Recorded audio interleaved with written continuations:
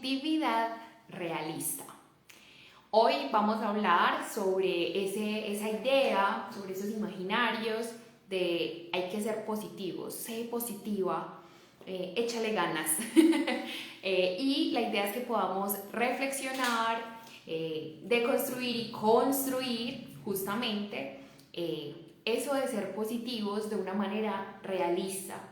Cuando estábamos hablando Karen y yo, Karen que es la invitada del día de hoy, hablábamos como, pues, ser positivos, pero como con los pies en la tierra.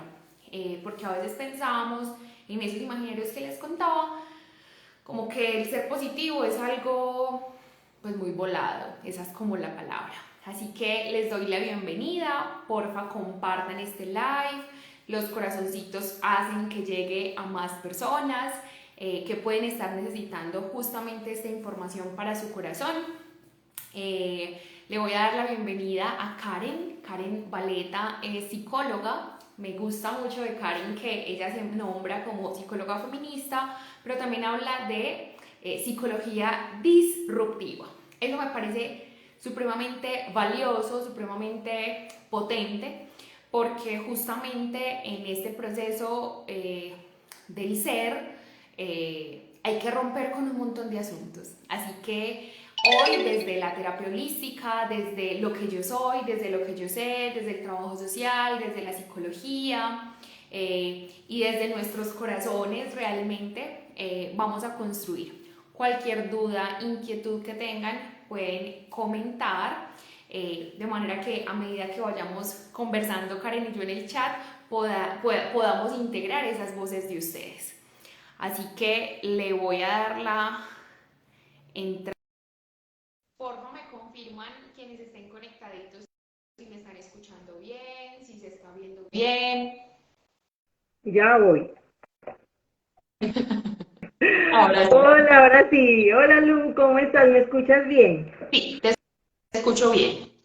Ahora sí. Qué gustazo estar por este espacio, estar contigo, que me encanta. Sabes que te admiro profundamente, tienes una admiradora por estos lados.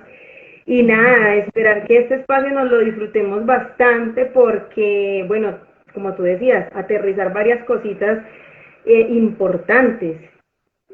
Entonces, gracias. Gracias, Karen, por estar aquí. Realmente les cuento un poquito, los lives yo los había como suspendido y este año yo dije, no, a ver, vamos a ponernos a conversar porque yo amo estos espacios y porque además sé, porque me lo han dicho mis consultantes, personas, seguidores, en fin, como, ay, justo el live que hiciste me hizo entender tal cosa. Entonces sé que estos espacios son muy valiosos, así que gracias por hacer parte de él e igual todos y todas quienes están aquí conectados.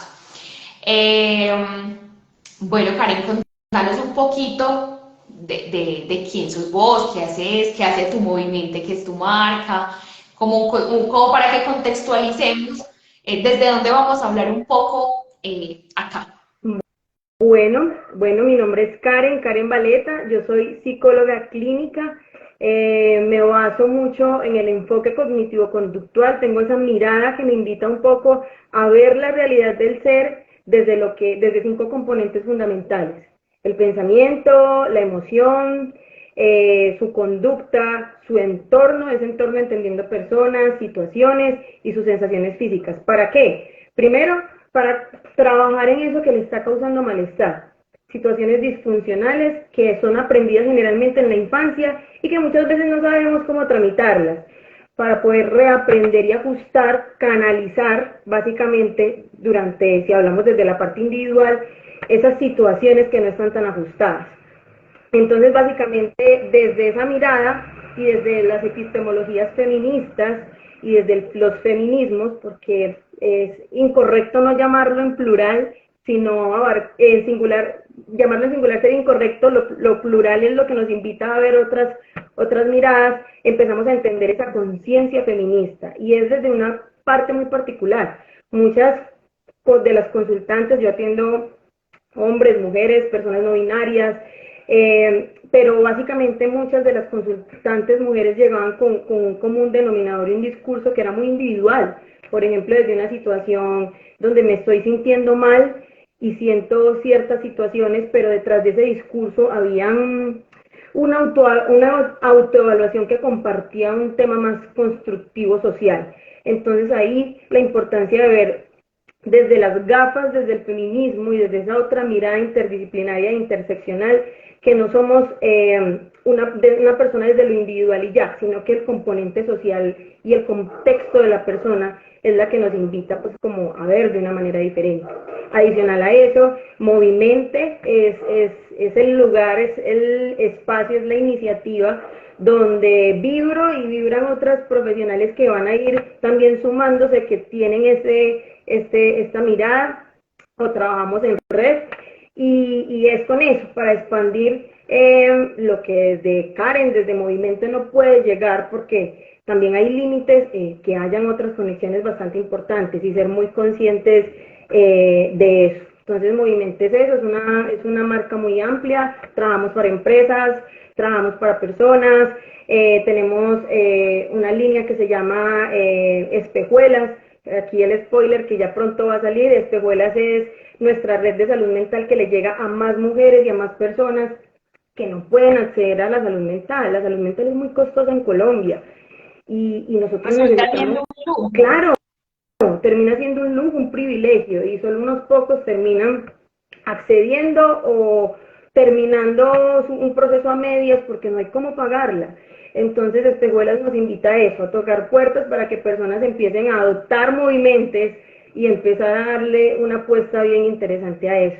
Y bueno, y frente a eso hay varias pues como expectativas, ser Movimiento, que ahí nos movemos con conversatorios, conferencias, tema de talleres, workshops.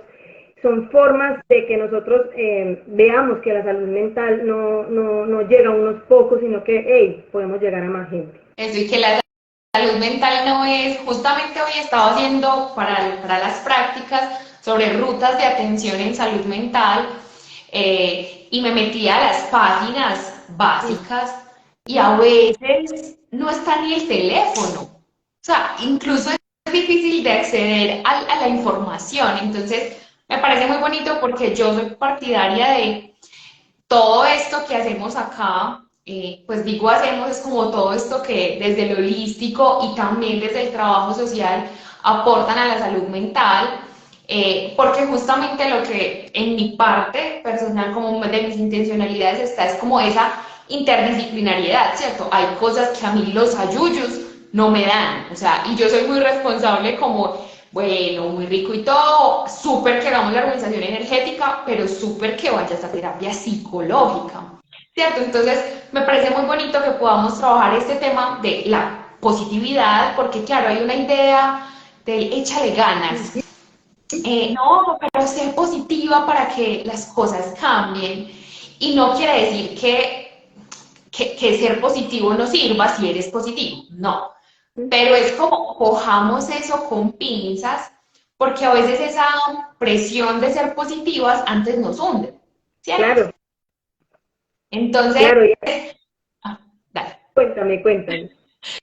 Que entonces, claro, como que pudiéramos conversar qué es el ser positivo, o sea, o como en consulta, o como que, cuál es ese imaginario, más allá de decir esto sí está bien y esto está mal, cuál es ese imaginario que te llega a consulta o que tú has podido como rastrear sobre lo del ser positivo. Bueno, hay varias cosas bastante interesantes que tocas allí.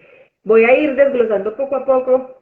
Tengo por acá puntualizadas varias cositas que no quiero que se me escapen. Y la primera es que para que hablemos de un positivismo realista, es porque hemos identificado que hay un positivismo no tan realista, ¿cierto? Un positivismo bueno, nos está haciendo como ojos y nos está diciendo, por ahí no es, hay algo como más. Entonces, cuando partimos como del tema de consulta, cuando partimos de por qué hay un positivismo no tan realista, es porque hay una situación donde nos está tocando que hay una realidad en cada ser. Y que esa realidad, que esa diferencia, que esa individualidad me está diciendo algo importante. Un común denominador es que muchas personas a consulta llegan y me dicen, No, es que mira, yo tengo, o sea, todo está bien, tengo en este momento un estatus económico bien, tengo una pareja, tengo unos hijos, en este momento siento que no debo pasar por una transición tan difícil, pero yo no sé, no me siento feliz. Es que yo veo una serie de televisión y yo veo que mi vida no es como, por ejemplo, la de esas personas donde todo es mágico, donde todo está bien, ¿sí me hago entender? Entonces, desde ese común denominador empezamos a entender de que hay un optimismo que sale de esa, como de esa posibilidad, un optimismo, si se quiere, bobo, un optimismo, si se quiere, también estúpido, porque es un optimismo que nos lleva a pensar la vida construida no desde mi realidad, sino desde la realidad, por ejemplo, del bestseller, de la persona que se encarga de escribir los libros de autoayuda, que generalmente son personas demasiado y enormemente ricas de nacimiento, generalmente tienen unos privilegios económicos y de sociedad bastante dispares a los nuestros y que nos hacen ver y cegar de un positivismo realista, un positivismo que tenemos que aterrizar, que sería un positivismo más Contextualizado. contextualizado, exacto, inteligente, sin caer como en la banalidad, pero que nos transforme desde lo que nosotros tenemos. Ahí es donde yo digo, tenemos que hacer una realidad bastante fuerte con el tema, pues, sin desmeritar, pues, el tema de los autores de autoayuda. Yo creo que también hay que consumirlos de una manera responsable porque si se quiere también Como todo contenido. como todo contenido desde una manera consciente en el sentido de que, bueno, lo estoy leyendo como una situación donde busco entretenimiento o algo más para conocer, o es realidad que esa persona está narrando ahí, es para mí, porque lo que, si no es así, de lo contrario, lo que voy a hacer es construir o potenciar que exista más frustración de la que yo siento. Y también viene otro tema, y es que vivimos en un tiempo, en una situación donde todos nos están exigiendo estar bien. Ay, me siento mal, tengo un dolor emocional, o generalmente no lo dicen así, tengo un dolor emocional, pero no, mira, no quiero comer, no quiero llevar mis actividades normales, y la persona lo primero, lo mediático, y es tapar una dolencia, una reacción inmediata, y es, pero no estés triste, pero si estás bien, Y si estás en tienes un buen trabajo, todo. lo tienes todo, pero no, ponte feliz, como si así fuera Es todos que sí se estaríamos. quejan por nada. Ya los adolescentes de ahora, ya todos pues sufren de depresión, que son Exacto, cosas muy comunes. exactamente, se vuelve como un discurso repetitivo. Entonces, si yo como psicóloga empecé a entender varias cosas y es eso.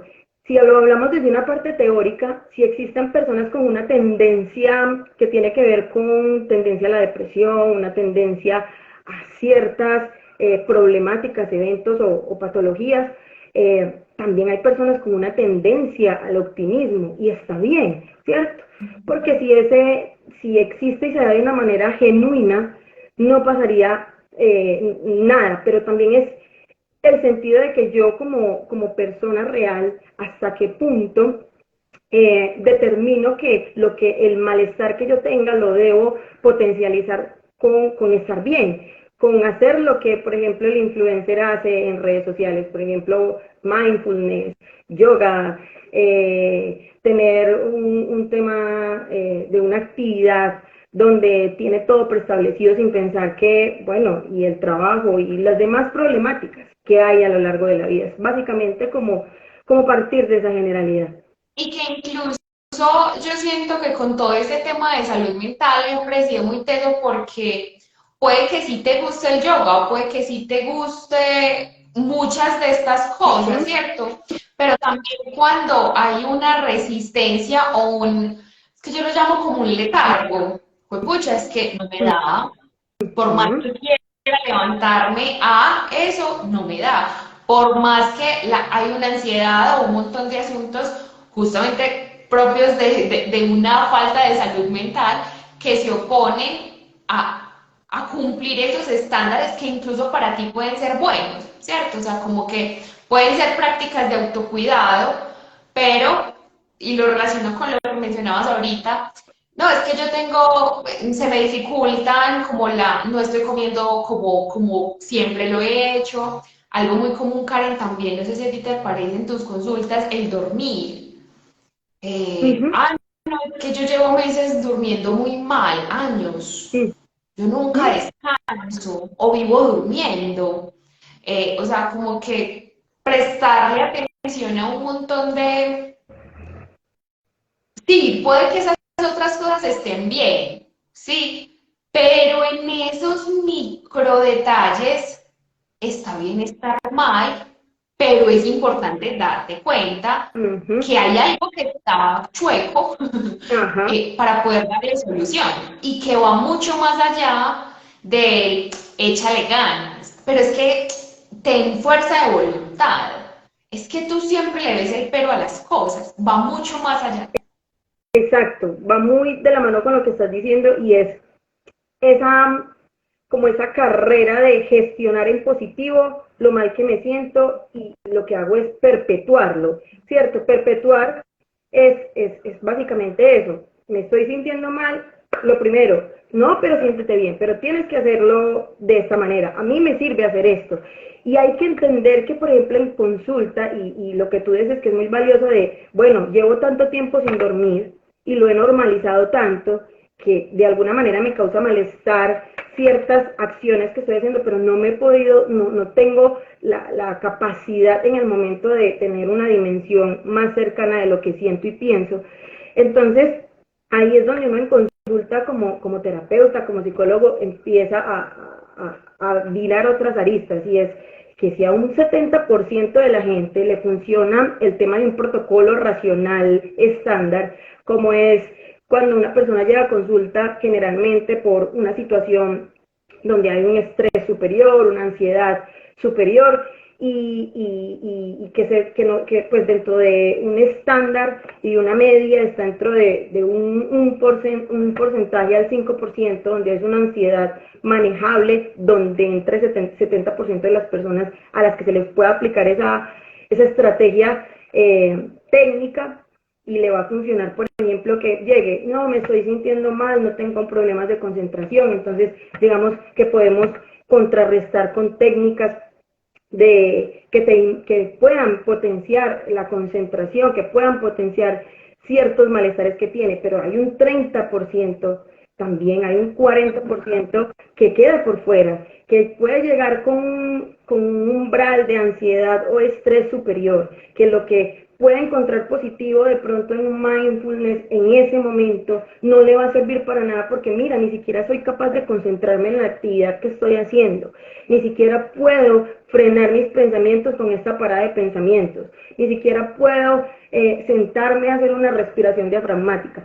Entonces, con ese 30% que se hace, yo creo que exigirle a una persona que esté tranquila es como estar en un campo de batalla y decirle, quédese tranquilo. La persona inmediatamente en la cabeza va a entrar en un choque emocional y va a decir, voy a morir, no me sirve lo que estoy sintiendo, lo que estoy viviendo acá, siento que voy a salir igual o peor.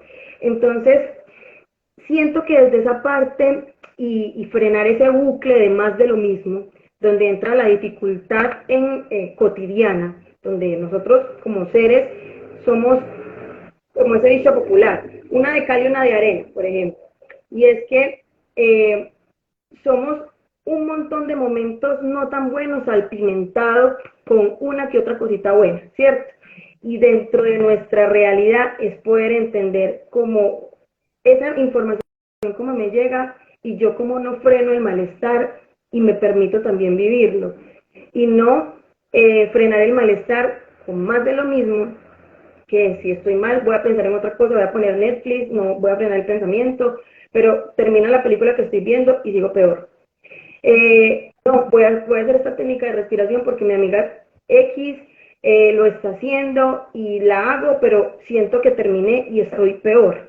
Entonces, cuando entramos en ese bucle, en psicología y dentro de lo que yo trabajo, se llama esquema del problema diabólico y es porque empeora los intentos de solución. Estoy dando más de lo mismo que ya se me vuelve una bola de nieve y ya no tengo respuesta, no tengo una forma de afrontar eso que estoy viviendo. Entonces, yo creo que ahí es donde las matemáticas vienen también al rescate. Hay un autor que se llama Víctor y él es un autor que practica el tema de todo esto de la psicología punk. Y él, por ejemplo, explica el tema de las matemáticas, cómo entran al rescate. Y es que, por ejemplo, si tienes un elemento positivo multiplicado por un elemento negativo, pues ¿qué va a dar?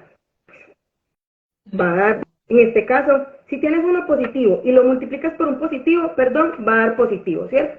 Entonces, si yo voy a poner una emoción, yo me siento súper bien y a la larga también pienso súper bien, pues mi conducta, mi acción con el entorno va a ser positiva, va a ser estable. Si yo tengo un número positivo pero lo multiplico con uno negativo, o sea, me siento súper bien, pero lo que transmito no lo está, pues me voy a sentir de manera negativa.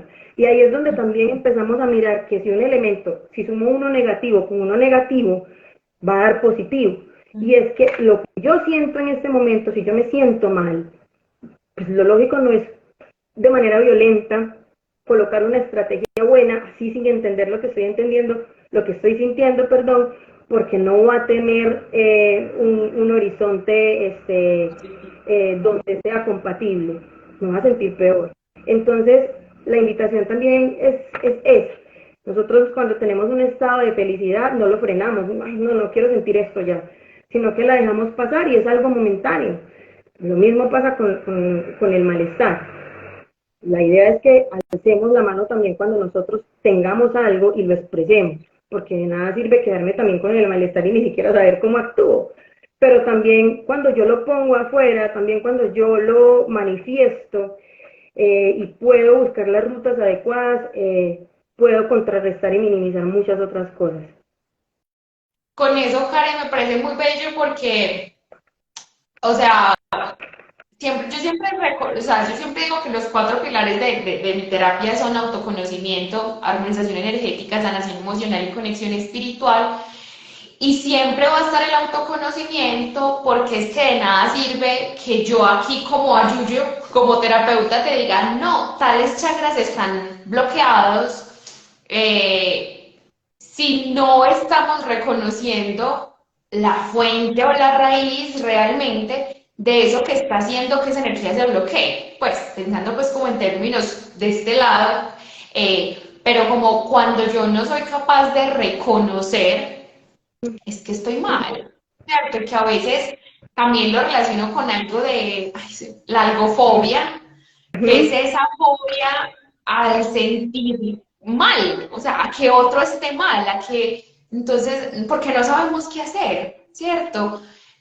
No sabemos qué hacer cuando alguien llora, no sabemos qué hacer cuando alguien tiene ansiedad, cuando alguien sufre de depresión. Ah, no, eso lo sabrá hacer el psicólogo. No, el psicólogo es un pedacito, pero la sociedad, los amigos, los hermanos, las parejas, los hijos, somos los que estamos ahí, ¿cierto? Pero entonces si no sabemos reconocer en nosotros mismos y no nos permitimos, que también ese permitir va alineado, va, yo creo que atrás, va, ¿por qué no me lo permito? Porque hay un montón de voces aquí, de creencias, de expectativas sociales que me impiden hacerlo. Porque si reconozco eso, el problema soy yo, ¿cierto? O sea, como que justamente reconocerlo y no tratar de hacer algo para eliminarlo. Me parece muy lindo eso que decías, como el menos, no es como estoy mal, entonces voy a hacer algo peor para que me dé positivo, esa no es la matemática, sino como no tienes que hacer algo positivo, incluso aunque en otros momentos te haya servido, ¿cierto? Porque además es entender en ese tema de yo situada y contextualizada, puede que en algún momento cierta estrategia me haya servido, pero hoy, aquí, con mi edad, mis responsabilidades, mi trabajo, mis otras dimensiones, puede que ya no sea suficientemente eficiente, creo que esa es la palabra, suficientemente eficiente para sacarme de ese hoyito oscuro y tenaz que a veces se siente, pues porque el estar mal se siente así, aunque otros puedan decir, ay, pero es que se está ahogando en un vaso de agua, la sensación y la emoción es estoy llevada. Reconócelo, dale lugar a eso. Ujú.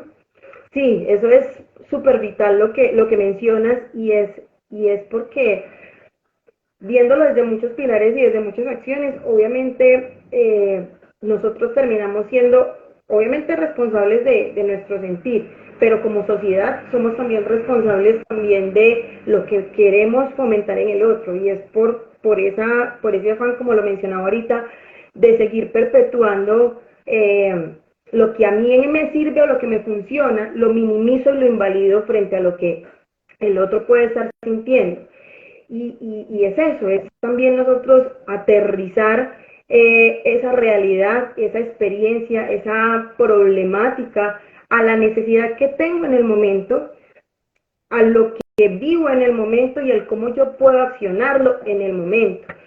A eso vamos con el tema de la responsabilidad también nosotras, como profesionales, como terapeutas desde diferentes entornos, y es eso, tener muy claros también ese paradigma de nosotros hasta qué punto también, también leemos la puerta en la que la persona también nos abre o nos abre y nos llega, ¿cierto? Porque también sería incompatible que yo escuche como terapeuta que alguien me está hablando desde la parte racional, me hable desde el pensamiento, me está abriendo la puerta de que pienso y yo pienso lo que llego, por ejemplo, estoy pensando siempre que me demoro mucho para hacer las cosas, pero en ningún momento de su discurso casi que ni menciona emociones. Difícilmente yo voy a poderle entrar con una técnica que llegue desde la emoción porque no es compatible para esa persona, ¿cierto? Entonces, esa lectura importante de nosotros, de la puerta con que nos están abriendo las problemáticas, es también que yo no le puedo meter a una persona a la fuerza una sesión de respiración, una sesión de mindfulness, una sesión que tenga que ver más para conectar con la emocionalidad. Sí, es importante que conecte, pero tengo que entender y entrar también por cómo esa persona me está invitando como terapeuta que yo ayude a resolver su conflicto. Y por eso muchas veces vemos que muchas personas y consultantes no terminan sus procesos y también son en busca de ese terapeuta ideal, por así decirlo, que no lo hay, pero es esa necesidad también de que no estoy recibiendo el feedback que necesito y siento como que a la fuerza eso. Yo, por ejemplo, soy una persona con tendencia a, primero empiezo a tope, soy más ansiosa haciendo pues como las cosas, pero llego a un punto de mi vida donde, bueno, ya le metí toda la energía y hay un bajón. Entonces, yo ya conozco esa tendencia, por ejemplo,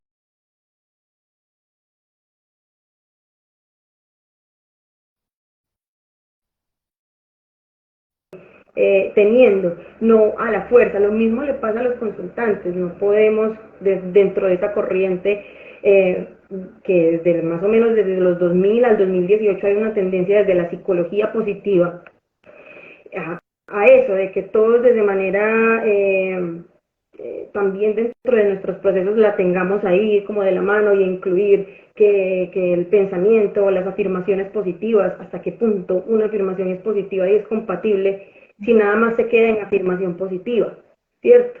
La afirmación positiva, hay una demostración de que tiende a que si yo solamente trabajo la afirmación positiva sin contrarrestarla con la realidad, se queda ahí anquilosada y lo que hace es que la persona lo que hace es que no tenga ni haga ninguna acción, sino por el contrario, como se visualiza que ya es posible, hay un bajón de motivación.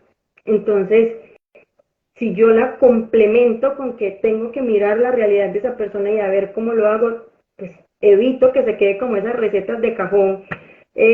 No sé si les ha tocado los que están aquí presentes y Luis, que generalmente hay médicos, médicos generales que también son especialistas en ciertas áreas y tú vas y tienes una problemática y te entregan una fotocopia o un folleto donde está la dieta, por ejemplo, la dieta de lo que tú vas a comer.